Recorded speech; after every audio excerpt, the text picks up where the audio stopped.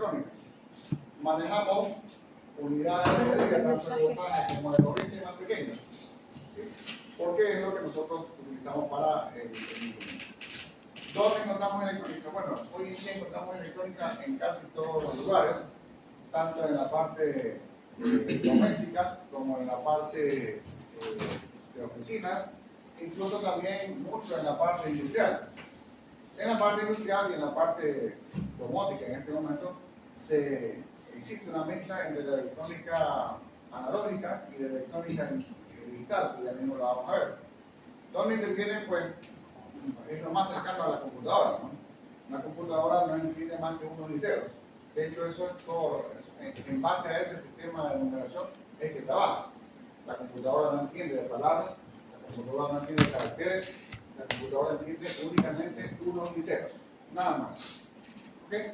Bien. ¿De dónde sale el tema de la electrónica? Bueno, ya le he indicado que viene desde el concepto de intentar manejar valores más pequeños de la parte eléctrica, es decir, voltajes y corrientes más pequeños. ¿Cuál es la diferencia entre la electricidad y la electrónica? Es que acá nosotros vamos a trabajar con voltajes y voltajes de corriente directa, no voltajes de corriente alterna. Ya eso era en electricidad. Ahora en electrónica únicamente voltajes de corriente directa, es decir, DC. ¿Ok? Bien. ¿Dónde empleamos la electrónica? La electrónica en sus inicios, antes de digitalizarlo o antes de llevarlo al mundo de IoT, la electrónica era utilizada fundamentalmente, o fue integrada fundamentalmente, en los sistemas de control. Antes de llegar a la parte industrial, estábamos en la parte doméstica, es decir, teníamos electrónica ya en los televisores, teníamos electrónica en los equipos de sonido, pero bueno, este tema de los sistemas de control viene más o menos desde aproximadamente el 2000 por ahí, donde ya nosotros empezábamos a integrar electrónica en la parte eléctrica, fíjense. ¿Cómo era eso? En condiciones normales nosotros vimos hace un rato en que teníamos un breaker, por ejemplo, de 30 amperios, 20 amperios, 40 amperios. Pero ¿qué pasa si yo necesito manejar o encender las luces de un estadio? Imagínense, podemos imaginar como en un programa animado, en el cual teníamos un super breaker en el cual alguien tendría que correr y levantarlo de esta manera. Realmente eso no es posible. Primero, por el tamaño, luego porque costaría mucho y luego porque fundamentalmente es peligroso para el ser humano. Y aquí es a donde pasa la importancia de la electrónica, en donde esta nace para ayudar al ser humano, para proteger al ser humano, para hacer cosas en las cuales el ser humano no le es posible estar. Imagínense, por ejemplo, que en esa represa que vimos hace un rato, ¿sí? Dice el jefe, miren, estamos necesitando electricidad, hay que abrir la llave para poder enviar más agua y generar más electricidad. Y viene alguien corriendo y va y comienza a dar vueltas a esa palanca para que pase más agua. ¿Qué pasa si se revienta eso? Se muere la persona. Entonces, eso es peligroso. ¿Qué pasa si, por ejemplo, necesitamos tomar la medida de un caldero? Tomar la temperatura. Un caldero podría estar trabajando muy por encima de los 100 grados centígrados, ¿sí? Entonces podríamos estar fundiendo metales. Entonces, no se puede imaginar a una persona yendo a medir de cerca la temperatura de ese metal que está en estado líquido. Por esa razón existe la electrónica. Entonces la acoplamos a la parte industrial. ¿Qué tenemos? Primero el sistema de control, ¿no? Les decía hace un rato, imagínense que alguien tenga que encender las luces de un estadio y tengan que hacerlo con un superbreaker. O que alguien venga y oprima solamente un botón pequeñito y en ese momento pueda encender las luces del estadio. Aquí es donde incorporamos ya electrónica sobre electricidad. Se permitimos poner en marcha o definir procesos tales como circuitos de luz en los bares o tal vez en la parte industrial y que podamos adquirir cierto grado de automatización. ¿Cómo es eso? Por ejemplo, ustedes han de haber escuchado acerca de los timers. Los timers son algo así como tomacorrientes pequeñitos. Tú lo conectas a otro toma, conectas el equipo y lo gradúas, ¿no? Tú dices, bueno, este timer y lo voy a dejar graduado para las 6 de la mañana. Entonces, supongamos que tenías conectado, no sé, en una nevera. A las 6 de la mañana se interrumpirá el flujo de energía y la nevera se apagará. O al revés, ¿no? Al revés, creo que a tal hora se enciende. Y eso lo puedes utilizar para un circuito de luces, lo puedes utilizar para diferentes cosas en el hogar o en la parte industrial. ¿Okay? Entonces, ahí están los primeros indicios de la parte electrónica en el mundo distinto al audio y video. La electrónica de potencia, dice, se basa en el empleo de dispositivos electrónicos para regular la potencia y voltaje eléctrico, sobre todo en niveles significativos. Bueno, ¿cómo es eso? Utilizamos elementos que nos permitan modificar los voltajes y corrientes de tal manera que puedan ser utilizados o usables en otro tipo de circuitos. ¿Ya? Esto justamente es clave y fundamental en la parte industrial. Bueno, ¿cómo es eso? Vamos a intentar descifrar esa parte. Ya venía indicado, temperatura es una de las principales cosas por las cuales nació la electrónica. Bueno, tomamos medidas de la temperatura. Usamos unos elementos de medida que se llaman termocuplers, son, digamos que algo así como termómetros pero industriales, que soportan altas temperaturas, ¿sí? Y podemos medir ahí el grado de temperatura. ¿Qué nos entregará esa termocupla? Nos entregará una impedancia, y esa impedancia, es decir, ohmiaje, y eso lo podemos convertir con una fórmula a temperatura, en grados centígrados, en grados Celsius, o en lo que sea. ¿Okay? A partir de ahí. Ustedes se imaginan cómo puedo pesar un bus o un camión cargado de mandarinas. ¿Ya? ¿Cómo lo mido? ¿Cómo peso ese camión? Primero voy a pesar el camión vacío y luego voy a pesar el camión lleno. Principio fundamental. ¿En dónde? ¿Han visto que existen algo así como unas planchas metálicas? Esas planchas no son una balanza en realidad son unas planchas que tienen dentro, por debajo, una fibra, que lo que va a hacer es, al peso, va a generar una mayor o una menor impedancia, también en cuestiones de resistencia. Y eso se transforma en una unidad de medida de peso. ¿Ya? También acá interviene el impacto electrónico. Luego se toma esa unidad, se pasa por una fórmula, y luego tenemos nuestra unidad de medida, que en este caso debe ser en toneladas. ¿De acuerdo? ¿Preguntas hasta ahí? Bien. ¿Dónde más tenemos? En las telecomunicaciones. Bueno, ya en la parte de telecomunicaciones, nosotros estudiándonos un poquito hacia las redes, sabemos que estamos un poco en la parte digital. En la parte de telecomunicaciones, la electrónica inició con los radios de comunicación, los simples, ¿no? Los tipos Motorola. Ahí teníamos muchísimos elementos electrónicos, ¿ya? Que podían manejar el espectro electromagnético. ¿Qué aprovechamos? Justamente aprovechamos eso, el espectro electromagnético. ¿Ya?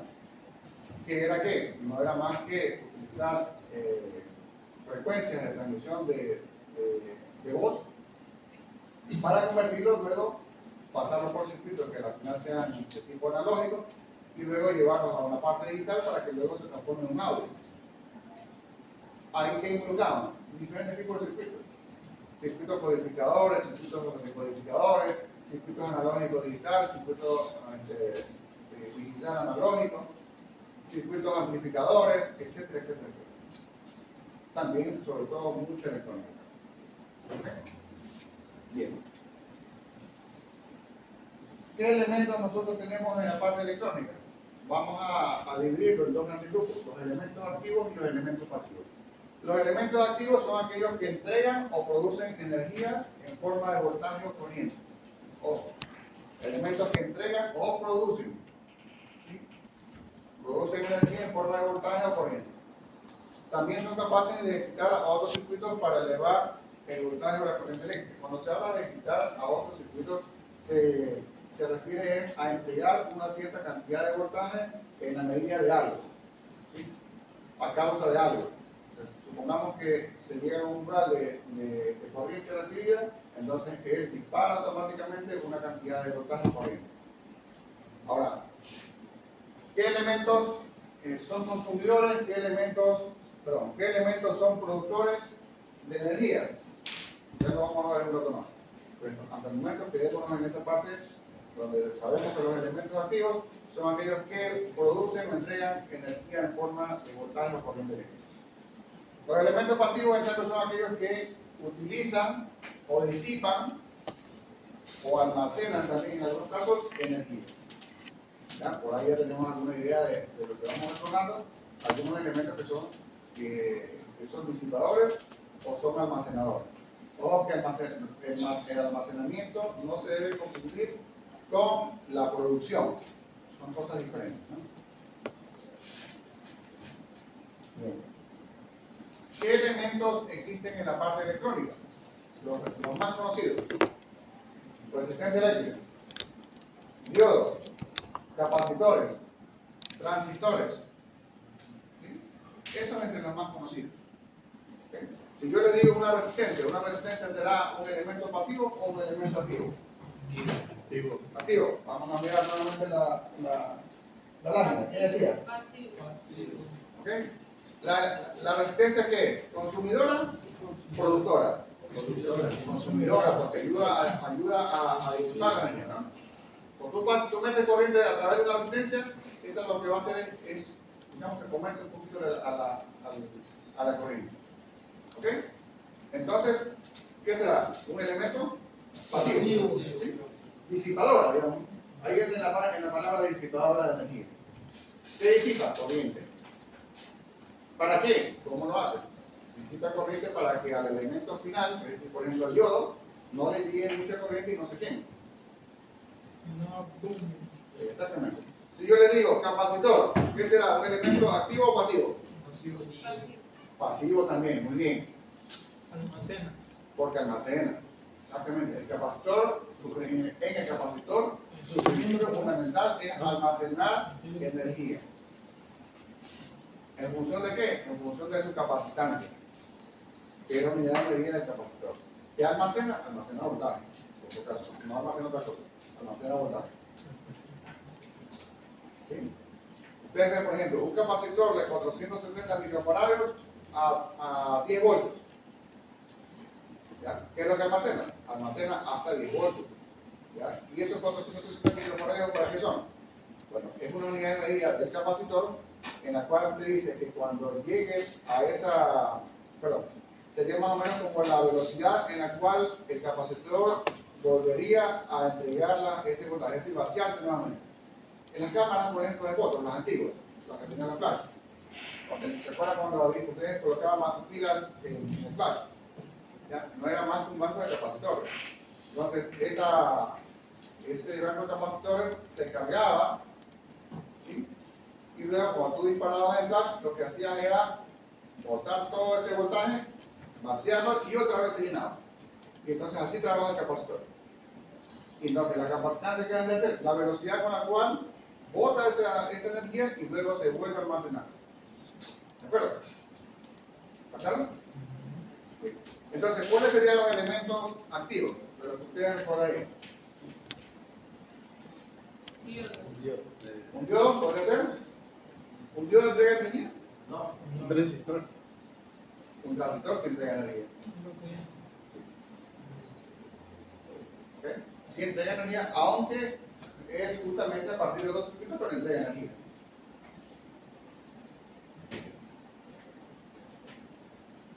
El capacitor, el transistor entraría en la parte de los elementos de excitación.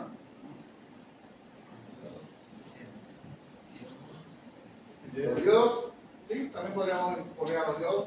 Por ejemplo, bueno, dependiendo del tipo de diodo, ¿no? Podríamos hablar de un diodo Zener, sí, que ese diodo Zener también estaría en la capacidad de hacer esto.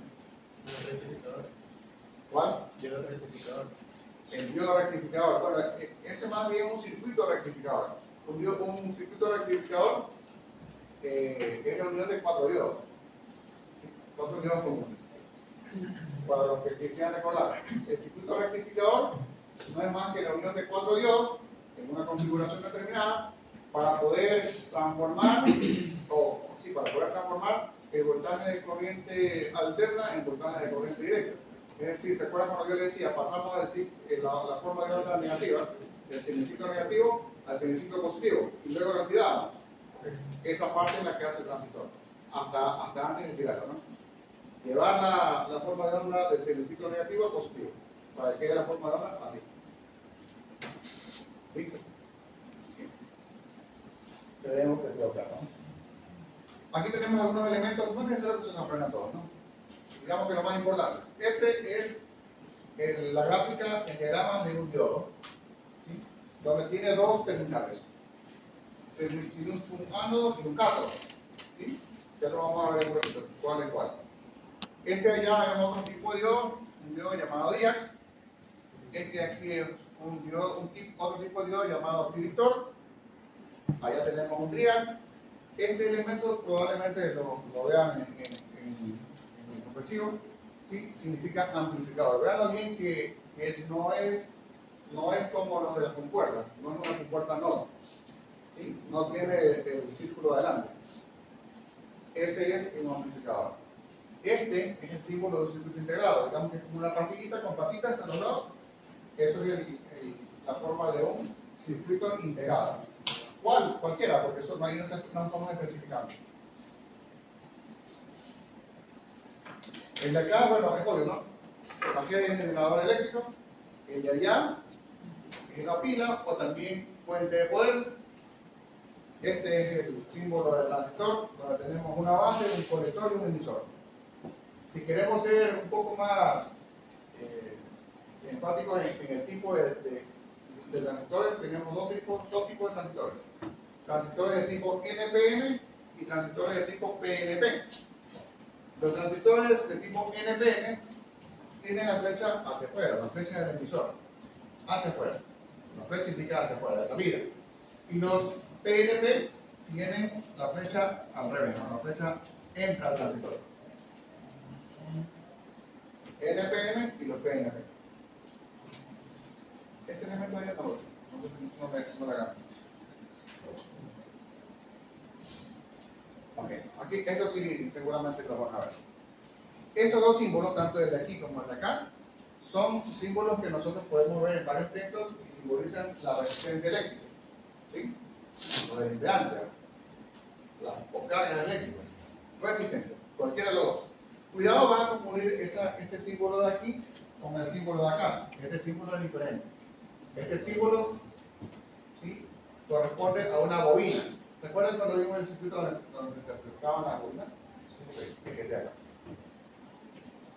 El símbolo de allá, ¿sí?, es el símbolo de un condensador, es decir, de un capacitor. Ahora, dentro de los capacitores nosotros tenemos dos tipos de capacitores. Capacitores polarizados y no polarizados. Los capacitores polarizados son los barrilitos, los de tanquecitos chiquitos, ¿ya? Y esos son fáciles de identificar, porque esos tienen una polaridad, tienen marcada la polaridad negativa. Los otros, cerámicos, de poliéster, de otra cosa, son transistores de tipo no polarizado. ¿Qué quiere decir? Como los pongan, funciona. En cambio, el polarizado solo tiene una forma de ponerlo. Si lo pones al revés, capaz que dañes el circuito. ¿Okay? ¿Preguntas? Bien. Este símbolo de acá es un interruptor, ¿no? Ahí está en estado abierto, cuando está así, en estado cerrado. Probablemente de pronto lo encuentren así, ¿no? Con esta flechita, este pedacito de más hacia acá. También ahí significaría un interruptor en estado cerrado. Aquí está abierto, se ha apagado. Este de acá es un conmutador. ¿Saben qué es el conmutador? Sí. Son switch. Pues digamos que son los interruptores. A ver, en la casa de un piso encuentras a la subida un interruptor. Y cuando llegas a la parte de arriba encuentras otro interruptor. Digamos que vas a subir la escalera y de noche, enciendes la luz.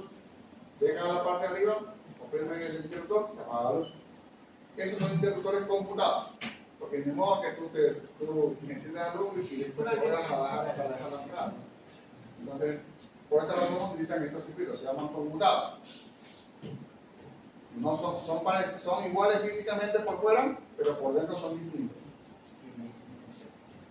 Sí, son distintos. Tienen encendido y apagado. O sea, no siempre la ubicación del interruptor significa encendido o apagado. Depende de qué es lo que haya pasado arriba o abajo. ¿Okay? Bien. Este símbolo de acá significa pulsador. ¿Sí? Fíjense, con este oprimo, se cierra el circuito y se vuelve a abrir. Este pulsador es de tipo normalmente abierto, por su forma, ¿no? ¿Qué quiere decir que está abierto? Que no existe contacto. También hay pulsadores normalmente cerrados, es decir, que siempre están conduciendo. Y cuando tú lo oprimes, en vez de cerrar el circuito, lo abres. ¿Sí? Digamos que cuando tú pulsas este pulsador, transmites un pulso positivo, un 1. ¿Ya? Y cuando tienes un pulsador normalmente cerrado, cuando lo pulsas, ¿qué pasa? ¿Qué introduce? Introduce un 0. Abres el circuito por un momento y luego se vuelve a cerrar. Bueno, ese ya es un conector macho, que es lo que se utilizan para poder hacer interfaces. ¿Sí?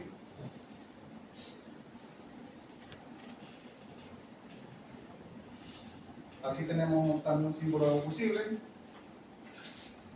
que ya es el símbolo de un conector hembra. Esto es un cable, conector común y silvestre. Esto no se utiliza. Este sí, lo van a ver en todos lados. Es la tierra eléctrica. Eso lo podrían ver en circuitos eléctricos y en circuitos electrónicos.